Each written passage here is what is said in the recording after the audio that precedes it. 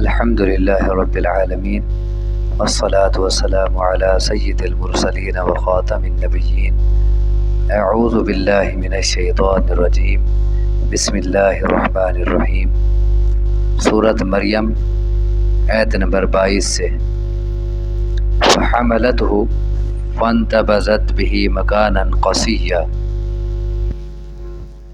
پچھلے درس میں بات آئی تھی کہ حضرت مریم علیہ السلام جب اپنے گھر سے الگ تھلگ چلی گئیں تو انسانی شکل میں ان کے پاس فرشتہ آیا. وہ ڈر گئیں تو اس نے بتایا کہ میں اللہ کا فرشتہ ہوں اور تجھے بیٹے کی خوشخبری دینے آیا ہوں. انہوں نے کہا کہ میرے ہاں بیٹا کیسے ہوگا؟ تو فرشتے نے کہا کہ اللہ کے لیے یہ کام آسان ہے. فحملته، بس وہ اس کے ساتھ حاملہ ہو گئی، حمل ٹھہر گیا. فانتبذت به مکانا قصیا، بس الگ ہو گئی وہ اس کو لے کے اس حمل کے ساتھ دور دراز جگہ میں، لوگوں سے الگ تھلگ بہت دور چلی گئی. کیونکہ حمل کے جو ایام ہیں وہ گزرنے تھے اور اس میں تبدیلی آنی تھی. اس میں لوگوں نے طرح طرح کے اعتراضات کرنے تھے، بھی یہ بچہ کیسے آ گیا، یہ حمل کیسے ٹھہر گیا. تو اسی لیے وہ الگ تھلگ ہو گئیں. فَأَجَاءَهَا الْمَخَاضُ، بس لایا اسے درد ذہ اِلیٰ جِذْعِ النَّخْلَةِ، کھجور کے تنے کی طرف. جب بچے کی پیدائش کا وقت قریب ہوا تو ناقابل برداشت تکلیف کی وجہ سے انہوں نے کھجور کے تنے کا سہارا لیا. بس لایا اسے درد ذہ کھجور کے تنے کی طرف. قالت، کہا، یا لیتنی مت قبل ھذا، اے کاش کہ میں مر چکی ہوتی اس سے پہلے. وکنت نسیا منسیا، اور میں ہو جاتی بھولی ہوئی، یعنی میرا نام نشان تک مٹ چکا ہوتا. کسی کو یہ یاد ہی نہ رہتا کہ مریم نام کی کوئی عورت تھی. مجھے لوگ بھلا چکے ہوتے، میں کب کی مر چکی ہوتی. یہ انہوں نے اس لیے کہا کیونکہ انہیں آگے کا تصور ان کے ذہن میں آیا، آگے کے حالات نظر آ رہے تھے کہ جب ایک کنواری عورت ہو کے ایک بچہ لے کے اپنی قوم کے پاس جائے گی تو لوگ کیا کہیں گے؟ وہ تو طرح طرح کے الزام لگائیں گے، وہ تو باتیں کریں گے. اب کہاں ایک وقت تھا کہ بہت بڑی عبادت گزار اور بہت بڑی زاہدہ اور ولیہ کے طور پر وہ پہچانی جاتی تھی، اور کہاں اب وقت آئے گا کہ وہ ایک بدکارہ عورت کی حیثیت سے لوگوں کے سامنے جائے گی. تو یہ تو بہت مشکل مرحلہ ہے. اسی لیے کہا کاش کہ میں اس سے پہلے مر چکی ہوتی، مجھے یہ دن نہ دیکھنا نصیب ہوتا. اب یہاں پہ ایک سوال ہوتا ہے کہ موت کی تمنا کرنے سے رسول اللہ صلی اللہ علیہ وسلم نے روکا ہے. کسی کو کوئی تکلیف ہے، غربت ہے یا بیماری ہے تو آدمی موت کی تمنا تب بھی نہیں کر سکتا. حدیث میں آتا ہے کہ آدمی زیادہ سے زیادہ یہ کہہ سکتا ہے اگر بہت مجبور لاچار ہو گیا بیماریوں کی وجہ سے یا غربت کی وجہ سے بہت لاچار ہو گیا ہے تو وہ یوں کہہ سکتا ہے کہ اللہ جب تک زندگی میرے لیے بہتر ہو مجھے زندہ رکھ، اور جب وفات میرے حق میں بہتر ہو مجھے وفات دے دے. یوں کہہ سکتا ہے، لیکن یوں نہیں کہہ سکتا کہ اللہ مجھے موت دے دے. یہ موت کی تمنا کرنا، موت کی دعا کرنا، اسے روکا گیا ہے.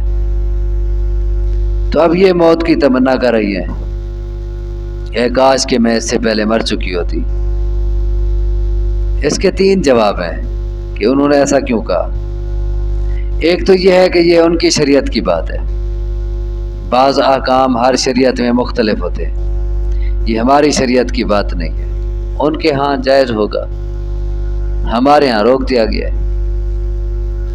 دوسری بات یہ ہے کہ تمنا ہوتی ہے آگے کی، یہ تو پیچھے کی بات کر رہی ہے۔ تمنا ہوتی ہے کہ میں آگے مر جاؤں، وہ کہہ رہی میں مر گئی ہوتی، یہ تو پیچھے کی بات کر رہی ہے، تو یہ آگے کی تمنا نہیں کر رہی، تمنا پیچھے کی ہوتی ہے، تمنا آگے کی ہوتی ہے اور یہ پیچھے کی بات کر رہی ہے، ماضی کی۔ تیسرا جواب یہ ہے کہ اگر دین میں فتنے کا خطرہ ہو پھر موت کی تمنا کی جا سکتی ہے، دین میں تمنا کا فتنے کا خطرہ ہو۔ ایک ہے کہ دنیاوی آزمائشیں ہیں، ان کی وجہ سے آدمی موت کی تمنا نہیں کر سکتا۔ اگر یہ خطرہ ہو کہ میرا ایمان چلا جائے گا، ایسا وقت آ رہا ہے، میرے دین پہ حرف آئے گا، دین میں ایمان میں فتنے کا خطرہ ہے، پھر موت کی تمنا جائز ہے۔ جیسے ایک حدیث میں آتا ہے کہ اے اللہ اگر تو لوگوں کے ساتھ فتنے کا ارادہ کر لے فاقبضنی غیر مفتون، تو مجھے فتنے میں مبتلا کرنے سے پہلے صاف صاف اٹھا لینا۔ تو بہرحال کہنے لگی اے کاش کہ میں مر چکی ہوتی اس سے پہلے اور ہو جاتی میں بھولی ہوئی۔ فناداها من تحتها الا تحزنی قد جعل ربک تحتک سریا، پس پکارا فرشتے نے اسے اس کے نیچے سے، یعنی وہ کسی اوپر والی جگہ میں تھی اور وادی کے نیچے کھڑے ہو کے، جو ان سے نیچے جگہ تھی، وہاں سے فرشتے نے پکار کے کہا اللہ تحزنی، کہ غم زدہ نہ ہو، افسردہ نہ ہو، غمگین نہ ہو، قد جعل ربک، تحقیق بنا دی ہے تیرے رب نے، تحت کی تیرے نیچے، سریا ایک ندی، نہر، اللہ نے تیرے نیچے یعنی وہیں نچلی جگہ میں اللہ نے ایک نہر چلا دی ہے۔ وَحُزِّی إِلَيْكِ بِجِذْعِ النَّخْلَةِ، اور ہلا تو اپنی طرف کھجور کے تنے کو، تُسَاقِطْ عَلَيْكِ، وہ گرائے گی تجھ پر، رُطَبًا جنیہ، تازہ پکی کھجور، عمدہ۔ اب یہ کھجور کے تنے کو ہلا اور اوپر سے کھجوریں گریں گی۔ کچھ تو کہتے ہیں کہ وہ کھجور کی موسم نہیں تھی، یہ معجزانہ طور پر اللہ نے کہا کہ تو ہلا کھجوریں گرنے لگیں گی۔ بہرحال اس کا کوئی ثبوت نہیں حدیث ہے کہ کھجوروں کی موسم نہ ہو، یہ بھی ہو سکتا ہے کہ کھجوروں کی موسم ہو، لیکن پھر بھی یہ ایک معجزہ ہے۔ دیکھیں کھجور کا درخت ایسا ہوتا ہے کہ وہ ہلایا نہیں جا سکتا، اس کو جتنا بھی کوئی طاقتور انسان، نوجوان طاقتور انسان بھی اسے ہلائے تو کھجوریں نہیں گرنے لگیں گی۔ سرے کہے جاتے ہیں کھجور دے درخت کو جھوڑا نہیں آ سکتا، بیر کو جھوڑا دو نا، بیر ڈھونڈ پہ نہیں، لیکن کھجور کا درخت تو تنا بڑا مضبوط ہوتا ہے، وہ ہلتا ہی نہیں ہے کہ ہلانے سے کھجوریں گرنے لگ جائیں۔ ایک طاقتور انسان کے ہلانے سے بھی ایسا نہیں ہو سکتا، چاہے کہ ایک ایسی عورت جو ابھی وضع حمل کی شدت اور تکلیف سے گزری ہے، انتہائی کمزوری کا شکار ہے، چاہے کہ وہ ہلائے اور کھجور گرنے لگ جائیں، یہ سارا ایک معجزہ تھا، ایک کرامت تھی۔ تو کہا ہلا اپنی طرف کھجور کے تنے کو، تو ساقط علیہ کی، وہ گرائے گی تجھ پر، رطباً پکی تازہ کھجور، جنیہ عمدہ، فکلی واشربی وقری عینا، بس کھا اور پی اور ٹھنڈی کر آنکھیں۔ اللہ نے پانی کا انتظام کر دیا ہے اور کھانے کے لیے کھجور کا انتظام کر دیا۔ اب یہ کھجور بھی اس موقع بڑا زبردست پھل ہے، ویسے بھی انتہائی طاقتور ہے، وٹامن سے بھرپور ہے، اور پھر ولادت کے موقع فاسد مواد کے اخراج کے لیے بھی بڑا مفید ہے۔ تو اسی لیے اللہ تبارک و تعالیٰ نے کھجور کا انتظام کیا، اور اطباء بھی اس بات میں متفق ہیں کہ وضع حمل کے بعد عورت کو کھجور دی جائے، اس سے اس کی کمزوری دور ہوگی، طاقت پہنچائے گی یہ، اور اس موقع جو فاسد مواد کا اخراج ہونا ہے وہ صحیح طریقے سے ہوگا، جلدی ہوگا۔ تو یہ اطباء بھی اس بات پہ متفق ہیں، اور یہی حکمت نظر آتی ہے اس کی طاقت اور وٹامنز والی کہ رسول اللہ صلی اللہ علیہ وسلم روزے کی افطاری کھجور سے کیا کرتے تھے، کیونکہ اس سے روزے کی جو کمی ہوتی ہے، جو کمزوری ہو جاتی ہے، وہ اس سے پوری ہو جاتی ہے۔ اور ساتھ ساتھ اللہ نے کہا کلی کھا وشربی پی وقری عینا، اور اپنی آنکھیں ٹھنڈی کر، بچے کو دیکھ کے خوش ہو جا۔ فَإِمَّا تَرَجِنَّ، پھر اگر تو دیکھے من البشر، انسانوں میں سے، احدا کسی کو، فقولی تو کہے، یعنی اشارے سے، انی نظرت للرحمن صوما، کہ بے شک میں نے نظر مانی ہے رحمان کے لیے روزے کی۔ اگر کوئی بندہ نظر آئے نا تو کہنا کہ میں نے اللہ کے لیے روزے کی نظر مانی ہے۔ اب ادھر ہے کہ حکم ہو رہا ہے کھا پی، ادھر کوئی بندہ نظر آئے تو کہے مجھے روزہ ہے، یہ کیا مطلب ہوا؟ تو یہ روزہ کھانے پینے کا نہیں ہے، یہ ہے چپ کا روزہ۔ ان کی شریعت میں جائز تھا خاموشی کا روزہ، منت مان لینی، روزہ رکھ لینا کہ آج کا دن میرا خاموشی کا روزہ ہے، ان کی شریعت میں جائز تھا۔ اسی لیے آگے ہے فلن اکلم اليوم انسیا، اگر کوئی بندہ نظر آئے کہ میں نے رحمان کے لیے روزے کی منت مانی ہے، بس ہرگز نہیں بات کروں گی میں آج کسی انسان سے۔ تو یہ اگلا لفظ بھی بتا رہا ہے کہ یہاں سے مراد خاموشی کا روزہ ہے، کھانے پینے کا روزہ نہیں کہ وہ تو حکم ہے کھا پی، اور ہماری شریعت میں ایسا روزہ رکھنے سے روک دیا گیا ہے کہ آدمی یہ روزہ رکھ لے بھی آج کا دن نہیں بولوں گا، بالکل خاموش رہوں گا، اور ایسی نظر مارنے سے بھی منع کیا گیا ہے۔ ایک موقع پر رسول اللہ صلی اللہ علیہ وسلم نے، آپ خطبہ دے رہے تھے، آپ نے دیکھا کہ ایک شخص دھوپ میں کھڑا ہے، فرمایا کون ہے یہ؟ لوگوں نے کہا یہ ابو اسرائیل ہے، اور اس نے نظر مانی ہے کہ یہ آج کا دن بیٹھے گا نہیں، کھڑا رہے گا، یہ سائے میں نہیں آئے گا، دھوپ میں رہے گا، اور کسی سے بولے گا نہیں، اور روزہ رکھے گا۔ رسول اللہ صلی اللہ علیہ وسلم نے فرمایا اسے کہو کہ دھوپ چھوڑ دے، سائے میں آ جائے، اور کھڑا نہ رہے، بیٹھ جائے، اور باتیں بھی کرے لوگوں سے، کوئی چپ کی منت نہیں ہے۔ ہاں جو روزے کی منت مانی ہے، روزہ جائز ہے تو روزہ اپنا پورا کرے، یعنی منت میں جو جو چیزیں ناجائز تھیں وہ آپ نے چھڑوا دی، اور جو چیز جائز تھی اس کے پورا کرنے کا حکم دیا۔ تو اس میں ہمیں ایک اصول بھی سمجھ آیا کہ اگر کوئی شخص کسی ایسی چیز کی منت مان لیتا ہے جو شرعی طور پر جائز نہیں ہے، تو وہ اب اس لیے نہ اسے پورا کرے کہ اب تو منت ہے، نظر ہے، اب تو پورا کرنا پڑے گی، نہیں، بلکہ اپنی نظر اور منت توڑ دے اور شریعت کے خلاف کام نہ کرے۔ نظر کا کفارہ دے دے، تو آپ نے خاموشی کا روزہ رکھنے سے یا خاموشی کی منت سے اسے روکا بھی یہ منت صحیح نہیں ہے، باتیں کر لوگوں سے، خاموش نہ رہے، لیکن ان کی شریعت میں یہ جائز تھا۔ اچھا اب یہاں دیکھیں کہ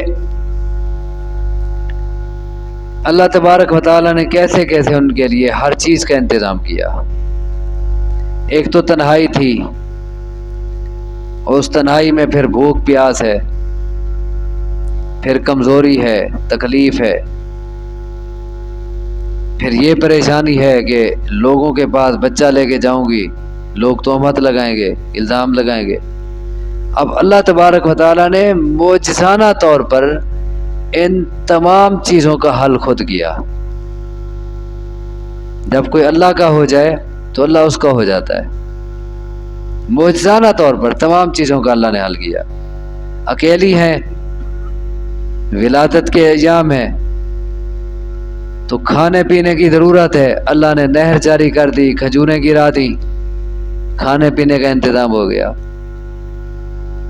تنہائی ہے، اللہ نے خوبصورت عظیم مقام والا بچہ دے دیا، بچہ مل جائے عورت کی تنہائی ساری دور ہو جاتی ہے، بچہ مل گیا تنہائی ختم۔ اور تکلیف کے لیے اور پریشانی کے لیے اور آگے جو حالات آنے تھے اس کے لیے اللہ تبارک و تعالیٰ نے یہ انتظام کیا کہ کوئی بات کرے نہ کہنا مجھے چپ کا روزہ ہے، خاموشی کا روزہ ہے، کیونکہ یہ موقع ایسا تھا اب کوئی ماننے کے لیے تیار نہ ہوتا، کسے کیسے مطمئن کرتی لوگوں کو، لوگ تو چڑھ دوڑتے ہو یہ کیا کیا، کوئی بات سنتا تو اس موقع کا خاموش رہنا ہے۔ اس میں حکمت بتا دی گئی ہے کہ جب ایسے حالات بن جائیں، آپ پہ کوئی ایسا الزام آ جائے اور ایسے سارے لوگ چڑھ دوڑیں کہ کوئی آپ کی بات سننے کو تیار نہ ہو، آپ خاموش ہو جائیں، حکمت اسی میں ہے۔ بعد میں کوئی موقع بنے اپنی صفائی پیش کریں، ایسے وقت میں عین آپ خاموش ہو جائیں، حکمت یہی ہے، یہ بھی اس میں درس دیا گیا ہے۔ فَأَتَتْ بِهِ قَوْمَهَا تَحْمِلُهُ۔ اچھا اب جب تسلی ہو گئی نا کہ اللہ تبارک و تعالیٰ نے یہ سارے انتظامات کر دیے ہیں، تو اب لوگوں کے سامنے میں اس بچے کو لے کے جاؤں، اللہ مجھے ذلت سے بھی بچائے گا، رسوائی سے بھی بچائے گا۔ اب تسلی ہو گئی، اس لیے بچے کو لے کے چلی گئیں قوم کے پاس۔ فَأَتَتْ بِهِ، بس لے گئیں وہ اس بچے کو، قومہا اپنی قوم کے پاس، تحملو اسے اٹھا کے۔ قالوا یا مریم، لوگوں نے کہا اے مریم، لقد جئت شیئا فریا، البتہ تحقیق تو لائی ہے ایک ایسی چیز، فریا جو بری ہے، تو ایک بری چیز لائی ہے، تو نے تو ایک برا کام کر دیا، ایک کنواری لڑکی ہو کے یہ بچہ کیسے آ گیا؟ یا اخت ہارون، اے ہارون کی بہن،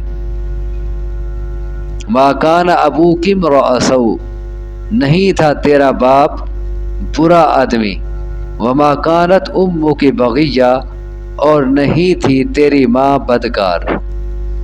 اے ہارون کی بہن، تیرا باپ تو شریف آدمی تھا، تیری ماں بھی بدکار نہیں تھی، تو نے یہ کیا کیا؟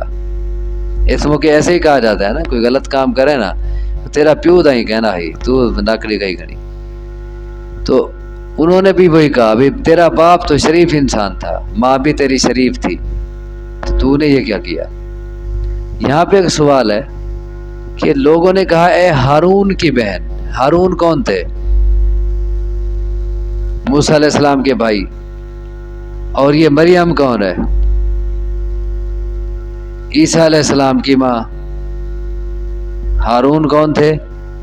موسیٰ علیہ السلام کے بھائی، اور مریم کون ہے؟ عیسیٰ علیہ السلام کی ماں۔ تو ہارون موسیٰ علیہ السلام کے بھائی ہیں، اور موسیٰ علیہ السلام تو صدیوں پہلے کے ہیں عیسیٰ علیہ السلام سے۔ عیسیٰ علیہ السلام، موسیٰ علیہ السلام اور ہارون علیہ السلام، یہ دونوں عیسیٰ علیہ السلام سے صدیوں پہلے کے ہیں۔ تو مریم یہ ہارون کی بہن کیسے ہو گئی؟ یہاں پہ یہ سوال ہے. تو اس کا ایک جواب تو یہ ہے کہ یہ ہارون کی حقیقی بہن کے طور پر نہیں کہا، بلکہ تشبیہ دی ہے. ہارون کی بہن یعنی ہارون جیسی، کیونکہ نیک تھی نا، زکریا علیہ السلام کی کفالت میں پلی تھی، انتہائی شریف، انتہائی عبادت گزار، اور اس وقت سے پہلے بھی ان کے پاس غیبی طور پہ اللہ کی طرف سے پھل آتے تھے، اتنا بڑی ولیہ تھی اللہ کی. تو اس نیکی کی وجہ سے کہا ہارون کی بہن یعنی ہارون جیسی. یہ تشبیہ کے طور پر کہا، حقیقی بہن نہیں ہے ہارون کی، کیونکہ وہ تو پہلے کے ہیں، صدیوں پہلے کے ہیں. یہ ایسے ہی ہے جیسے کوئی ظالم شخص ہو، اسے کہہ دیتے ہیں کہ یہ وقت کا فرعون ہے، حالانکہ وہ فرعون نہیں، فرعون تو گزر گیا ہے، مطلب یہ فرعون جیسا ہے. یا کوئی انتہائی کنجوس ہو، کہتے ہیں یہ اپنے وقت کا قارون ہے، تو حالانکہ وہ قارون تو نہیں ہے، قارون تو کب کا گزر گیا. تو وہاں مقصد کیا ہوتا ہے؟ یہ قارون جیسا ہے. تو اسی طرح یہاں کہا ہارون کی بہن یعنی ہارون جیسی نیک، ایک معنی. دوسرا معنی جو زیادہ راجح ہے، کیونکہ حدیث اس کی تائید کرتی ہے. حدیث میں ہے، جامع ترمذی کی روایت ہے، رسول اللہ صلی اللہ علیہ وسلم سے سوال ہوا بھی وہ ہارون کی بہن کیسے بن گئی؟ ہارون تو پہلے تھے، یہ تو صدیوں بعد کی ہے. آپ نے فرمایا تمہیں پتہ نہیں کہ لوگ اپنے نبیوں کے نام پہ اپنے بچوں کے نام رکھتے تھے. مطلب ہارون نبی جو گزرا ہے تو انہوں نے اس نام پہ مریم کے بھائی کا نام ہارون رکھا، تو یہ ہارون مریم کا بھائی ہے، وہ ہارون نہیں جو نبی تھا. تو حدیث چونکہ تائید کرے اس معنی کی، اسی لیے یہ معنی زیادہ راجح ہے کہ ہارون سے مراد ہارون نبی نہیں، بلکہ ہارون سے مراد مریم علیہ السلام کا بھائی ہارون ہے، اور وہ بھائی بھی شریف ہوگا، نیک ہوگا. اسی لیے لوگوں نے کہا ہارون کی بہن یعنی ایک شریف انسان کی بہن ہے، تیرا بھائی بڑا نیک تھا، تیرا باپ برا نہیں تھا، تیری ماں بدکار نہیں تھی، تو نے کیا کیا؟ یہ بچہ لے کے آ گئی کواری ہو کے. آگے پھر انہوں نے کیا جواب دیا اور پھر کیسے اللہ نے ان کی صفائی پیش کی، یہ پھر آگے تفصیل رہے گی، کل کے درس میں پڑھیں گے انشاءاللہ. اللہ تبارک و تعالی سمجھنے کی عمل کی توفیق عطا فرمائے. اقول قولی ھذا واستغفر اللہ لی ولکم وآخر دعوانا ان الحمد للہ رب العالمین.